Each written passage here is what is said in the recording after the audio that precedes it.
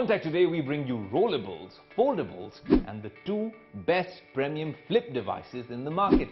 But then we're also asking a very important million-dollar question: has smartphone innovation stalled? Are you excited about the launch of all these new form factors, or do you just want a phone that actually works? That's the million-dollar question on Tech Today. And of course, we'll be talking about AI, security, innovation, and a lot more on this jam-packed episode of Tech Today.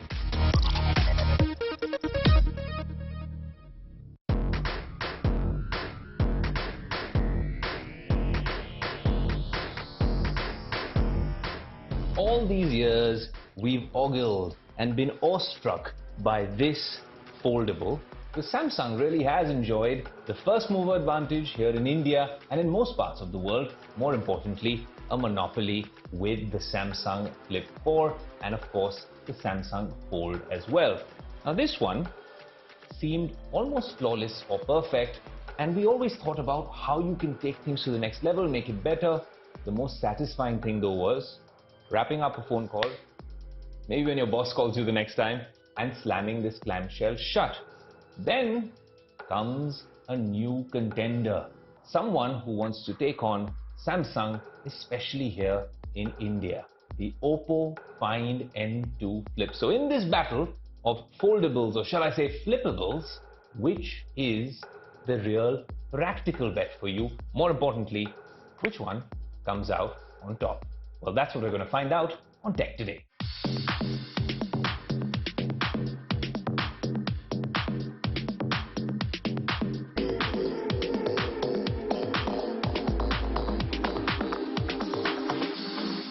After Galaxy Unpacked, we spent a few months with this device, and we had exclusive access to this Oppo Find N2 Flip even before its global launch event in London, where we did all sorts of cool things with this device, took photos to really put it through its paces.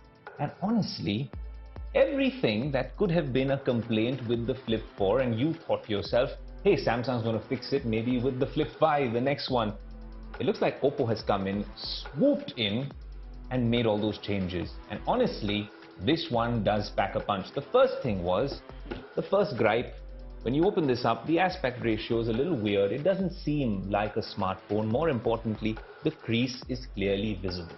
If you're not nitpicking, then that's a great viewing experience, because Samsung is absolutely flawless with their usual bar phone displays. But when it comes to this particular foldable, well, that was something that annoyed a lot of people. Cue the Oppo Find N2 Flip, and it's almost like magic. A lot like their other foldable device, which never got here to Indian shores, but the crease isn't visible at all. And I think that's something they take a lot of pride in. And then when you slam this shut, firstly, let me tell you something. It feels a lot more like a device in your hand. When you hold the Oppo Find N2 Flip, it opens up the dimensions. The aspect ratio is a lot more like an ordinary phone. So it feels like you've got an iPhone or even a Samsung S23 in your hand once you open it up. Crease aside, another thing was this horizontal notification screen, which reminded you of the early 2000s. Very limited functionality. Even the cover screen, when you're using it for a camera, doesn't give you a proper perspective or a good understanding of how to use this device. But then when you have almost a secondary display, truly a secondary display, a vertical one too, with all sorts of fun functionality here, and more importantly, 6-7 widgets which can open up the camera app in a jiffy. If you're done with that, even here, the photo that you take on the camera is a lot more accurate, a good representation of what it would actually be like. On that note, fairly decent. In a nutshell, or shall I say in a clamshell, this 1.9-inch horizontal display on the cover screen doesn't make the cut, especially once you've been exposed to this particular 3.26-inch AMOLED panel with all sorts of animations and really interesting functionalities. That's where the Find N2 Flip beats the original flippable or foldable in the foldable race. In terms of what powers these phones under the hood, there is a slight difference. This comes with the older Snapdragon 8 Gen 1. Now, on even the Samsung Galaxy S23 Ultra, they have the 8 Gen 2, And this comes with the MediaTek Dimensity 9000 Plus SoC. Now, honestly, if you want to get basic tasks done on either phone, this MediaTek Dimensity or this Snapdragon 8 Gen 1, it doesn't really make a difference. Both of them can do it absolutely splendidly. This particular device obviously runs on ColorOS, but both devices now have support from Android 13. So all these flexible windows, split screen, all the functions, using the cover display as maybe a viewfinder for your camera, all of these features are available on both devices. And so that's quite a smooth experience on either of these flip phones. Talking about the cameras, that's an interesting one. Just look at the sensors here and just look at this device. Oppo is now working on its cameras with Hasselblad, and that means that we will see better color science. But does that mean that the quality of your image changes altogether? Well, you have to log on to the Tech Today website to actually find out more. But what I can tell you is from our experience with their sister brand, OnePlus and Hasselblad, the color science certainly changes, but we really have to test these sensors, these lenses, and see what it's all about. But if you want to geek out on just the specs, the Oppo Find N2 Flip comes with a 50 megapixel main camera and an 8 megapixel wide-angle sensor. On the front, it comes with a 32 megapixel selfie shooter, and that's where you can hope that a little bit of magic happens. But when you're talking about the Samsung Galaxy Z Flip 4, it actually has two 12 megapixel sensors, one wide and one ultra wide, and on the front of the phone, if you're relying on the selfie camera, then it comes with just a 10 megapixel selfie camera. But honestly, if you are using this device, the selfie camera does a fairly decent job.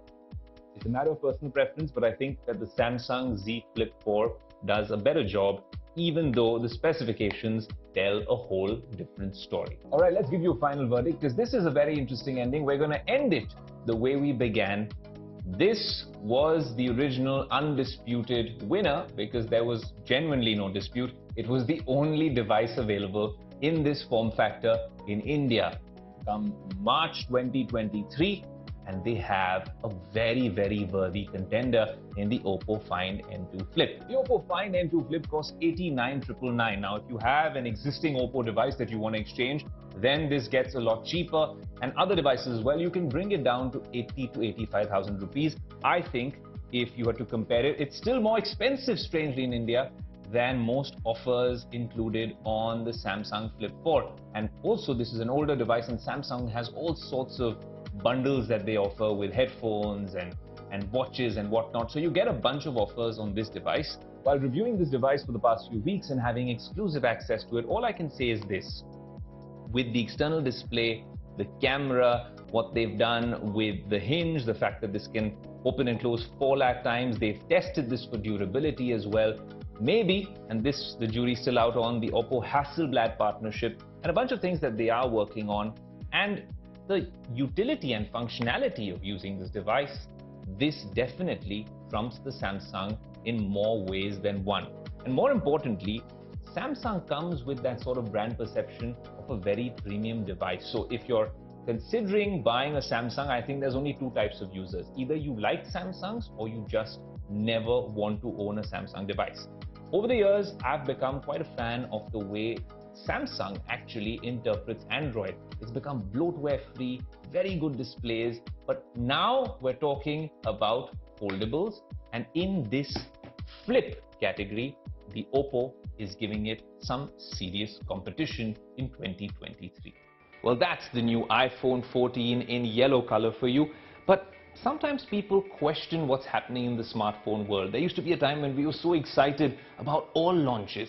Now, once a year, of course, we wait to see what Apple has done, and then a lot of other companies follow.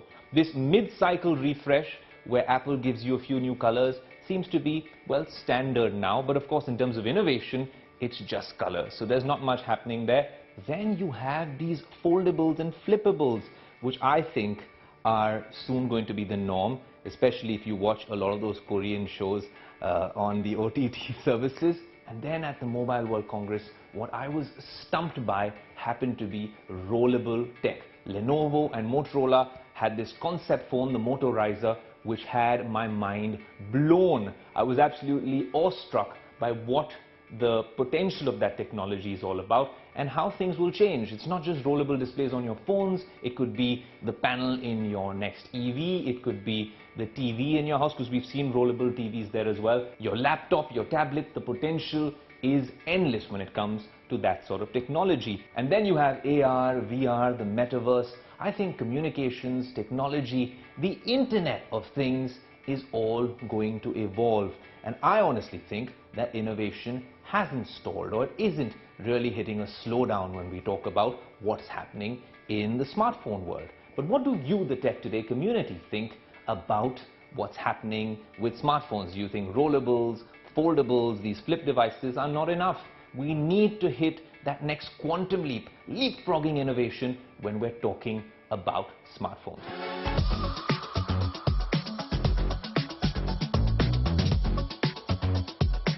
Flip phones are quite a rage in 2023, but they were supposed to be a rage in 2005 as well. So what has changed? Well, there's the iPhone event that keeps the tech enthusiasts every year on the edge of their seats, but the incremental changes only warrant in a meme fest.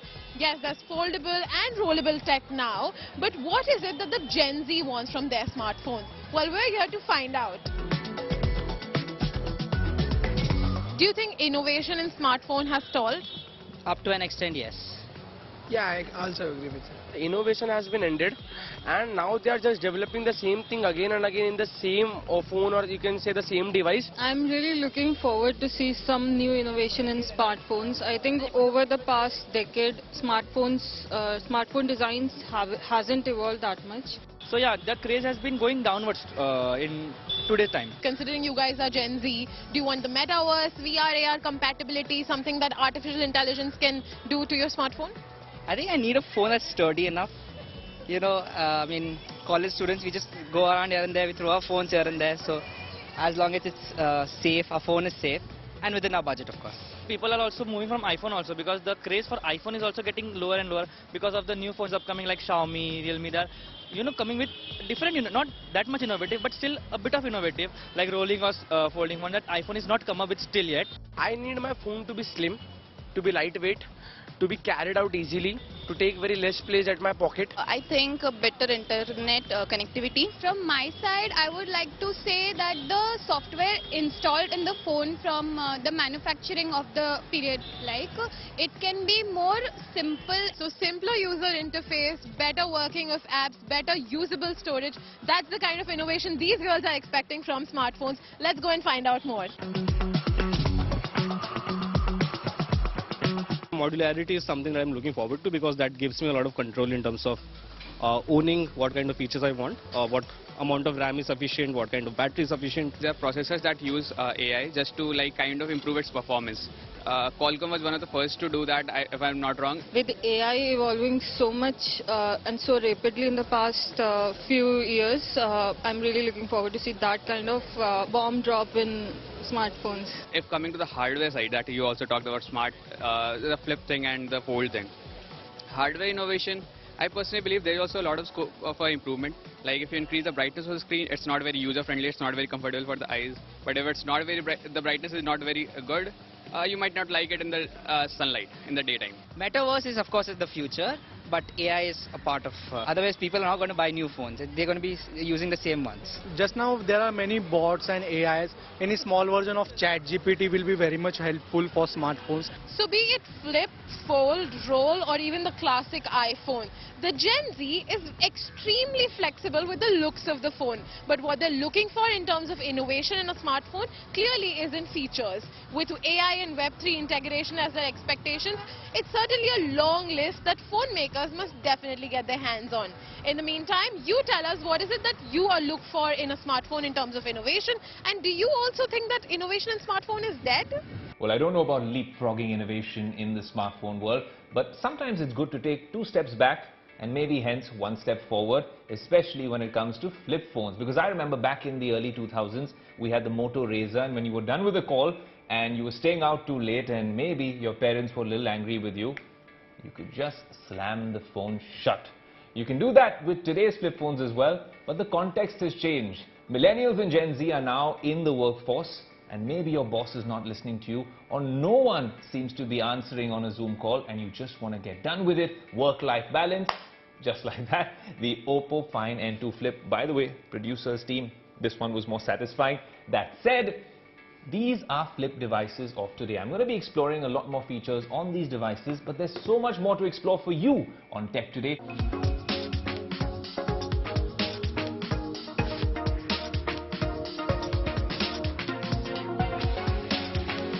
When we're talking about a 30-year journey, that's no mean feat, and it's been transformational for the company as well. One piece that always sticks out for me, and I always seem to ask that question, is really, does it require a change in branding? Because we're talking about a time from millennials to now Gen Z. You're trying to hire and retain the top talent in the industry. Does it require perception change, and how has Oracle managed to do that, if at all? If you had to see the biggest transformation in the IT industry, Oracle has gone through that transformation. Where we were, say, around 15 years back to where we are today, it's such a big change. We ourselves have become the biggest cloud company in the world. The way we hire people, the way we train them, the way they manage various processes internally, everything is on the cloud. So that's what we show to the world.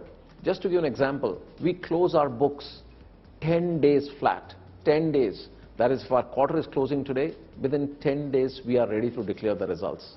That's an amazing achievement, and everything is possible because of cloud. The way we do our appraisals within the company, there's appraisals, we have cut down the time by 70%, again by using some of the cloud techniques.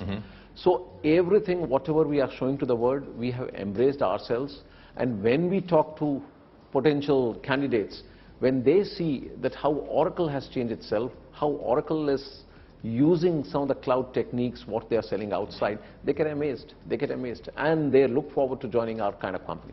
Well, that brings us to the end of yet another action-packed episode of your favorite technology show, Tech Today. Do write into us on our social media handles. Tell us about what you liked about the show, what you want to see the next week on the show as well. Until next week, I'm your host Aayush Ailawadi, here back in the Tech Today studio saying, until next week, adios.